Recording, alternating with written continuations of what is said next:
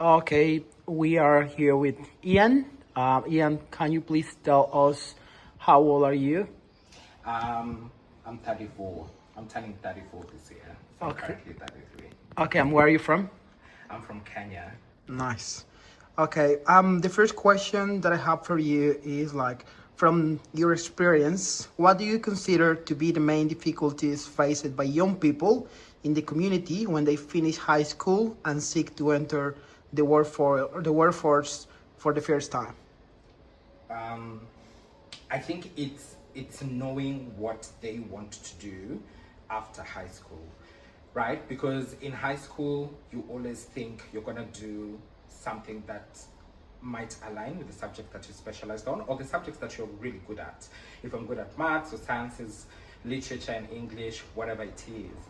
But then when you're transitioning into the workforce, sometimes you realize that what you thought you were aligned with is not what you want to pursue.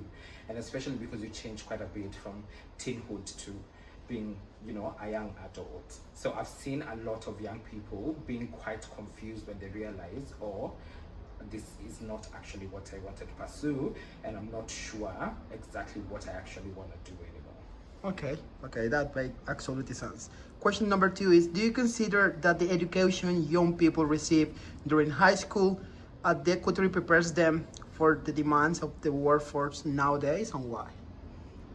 No, I don't think it does because the workforce does come with very different type of demands. High school education is very structured for you. I actually believe you get to learn more on how to navigate life in the workforce, maybe more in campus compared to high school. High school is structured, teachers are telling you what to do, when to turn in your assignments, your parents are probably pushing you to attend your classes, and then you come to the workforce and it's up to you. If you want to keep your job and you want to succeed in your career, you have to be quite independent and independently make decisions that will guide you into attaining your goal. So I think our education system has quite some way to go in terms of preparing people for the workforce.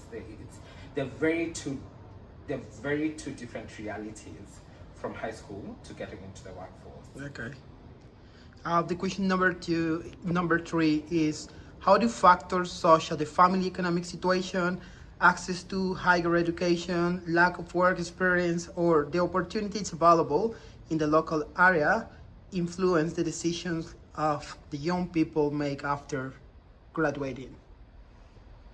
Extremely, they have an extreme weight when it comes to decisions that you make. Because, for example, if you look at family economics, if your family cannot afford to educate you any further, which means you're either relying on grants, bursaries, scholarships, how many people will get those opportunities to pursue anything further?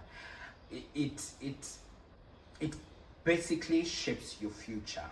And I've seen people who, because of the challenges that they had before, had to make very difficult decisions, such as joining the workforce at a very young age with below minimum wage pay, just to be able to finance or pursue a higher education thereafter.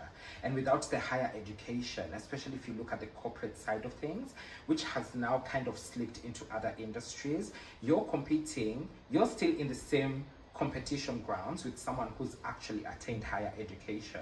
So when it comes to getting promotions or having the knowledge on how to navigate the workforce compared to you, who has probably had to hustle just to get there, and you probably don't have the same qualifications, it already sets you back quite a bit compared to someone who has had access to finances, who's had access to higher education, who's had access to exposure. For example, someone like me was able to travel to a different country and start a life there. To some people, that is not something they could have ever imagined doing, right? So I do believe it plays a very major role in what your life looks like after high school, especially. Okay, thank you. The question number four is: have you observed any difference between young people's expectations about finding employment after finishing high school and the reality they encounter when looking for a job? What are the main differences? I'd say the main thing is when you're young and before you're able to really comprehend what the reality is, you tend to be a very positive person as a young person, which is wonderful. There's nothing wrong with that. And then you come into the workforce and realize there are other factors that can play a role into you achieving something regardless of whether you're qualified for it. You can look at factors such as people who have connections, factors like nepotism, factors like race, gender, in some aspects religion and sexuality, and realize that it's not what it's all painted to be. Go to school, get high grades, pass, get a good job and be rich. And then you come out of high school and realize that's not how life works. It's not a streamlined thing.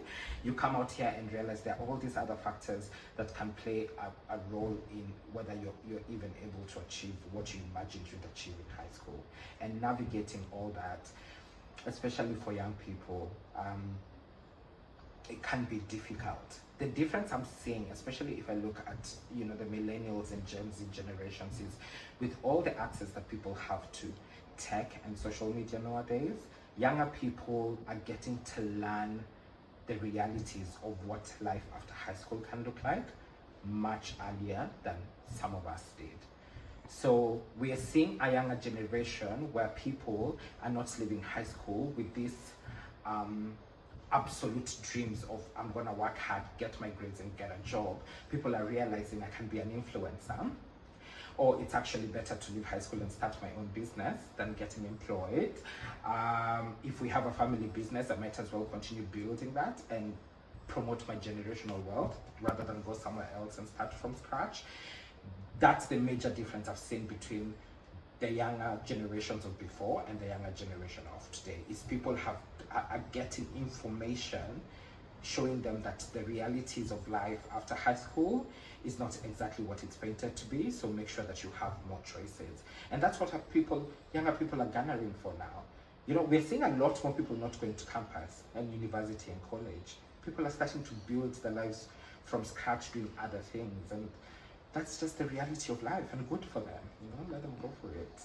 Yeah, that's very true. Okay, the last question, the question number 5 is, from your perspective, what actions could educational institutions, companies, public agencies, and the community take to facilitate young people's transition from high school to higher education and or the workforce? Offer opportunities, offer programs, especially when it comes to organizations and employers. And I would say the same goes to learning institutions. They should foster relationships with other organizations in the community and the community in general, because when we talk about organizations, sometimes we think of the bigger companies.